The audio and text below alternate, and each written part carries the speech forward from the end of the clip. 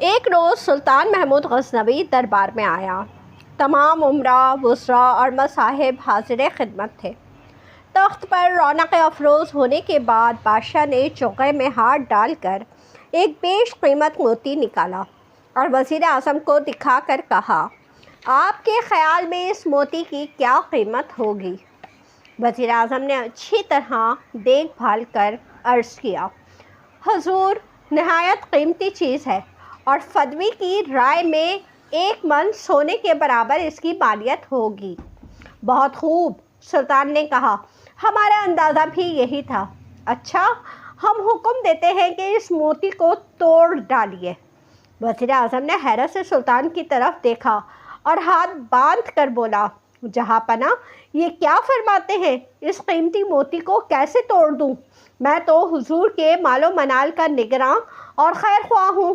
ہم آپ کی اس خیر خواہی سے خوش ہوئے، سلطان نے کہا، اور وزیر اعظم کو خلعت سے سرفراز فرما کر موتی لے لیا۔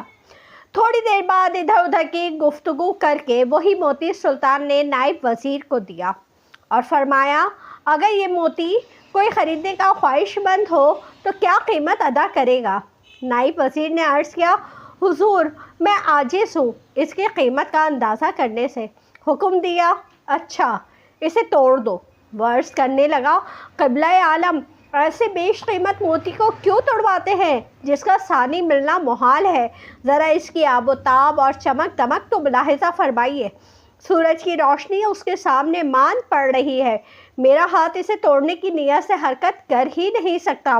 یوں بھی میں شاہی خزانے کا نگہبان ہوں، اس کا دشمن نہیں۔ اللہ آپ کی دولت کو زیادہ کرے۔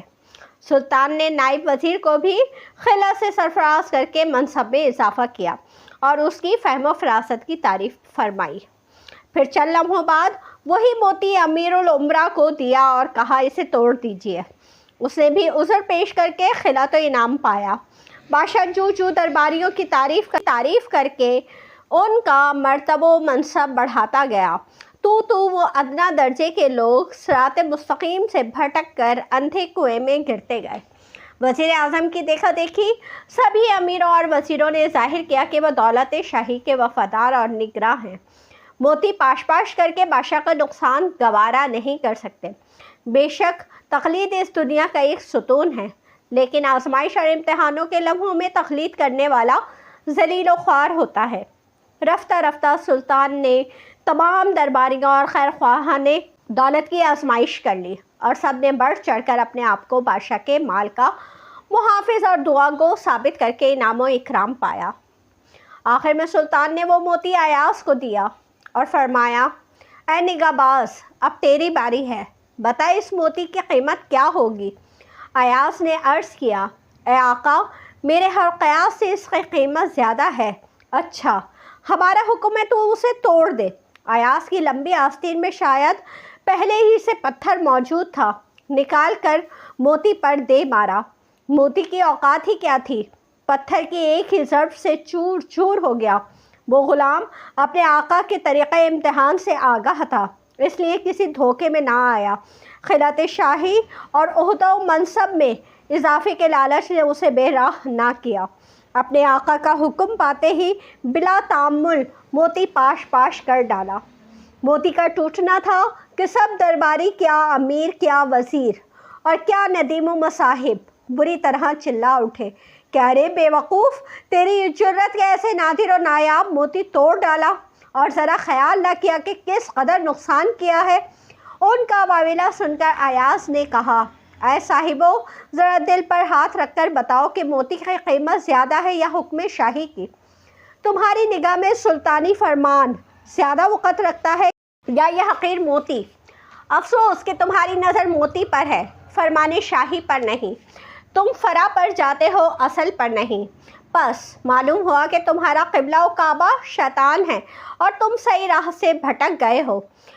میری نگاہیں ہمیشہ بادشاہ کے اشارہ چشم و ابرو پر جمی رہتی ہیں اور میں مشرکوں کی طرح پتھروں کو مڑ مڑ کر کبھی نہیں دیکھتا۔ وہ روح ناپاک اور بد خصلت ہے جو ایک حقیر پتھر کو نگاہ میں رکھے اور فرمان شاہی کو نظر انداز کر دے۔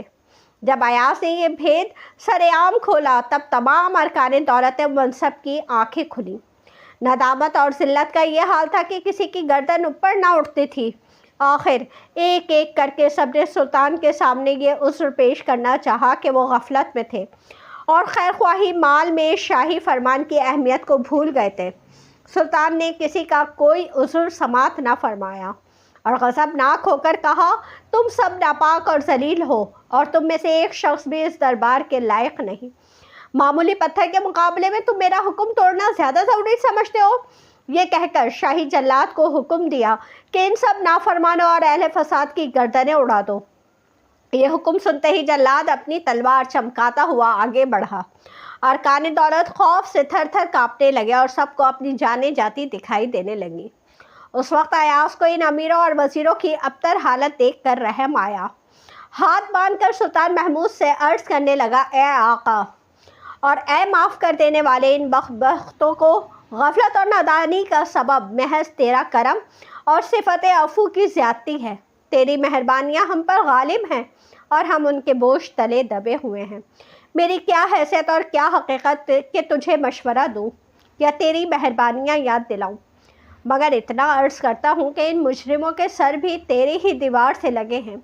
बेशक ये बाजी हार गए, मगर इतना तो हुआ कि अपनी ख़ता और अपने जुर्म से आगाह हो गए। अब उस गुमराही से पलटकर तेरे रास्ते पर आए हैं, इसलिए इन्हें माफ़ कर दे, क्योंकि तेरे करम ही के भरोसे पे ये इधर आए हैं। बादशाह ने अयाज की सिफारिश कबूल की और सब खताकारों को माफ़ कर दिया।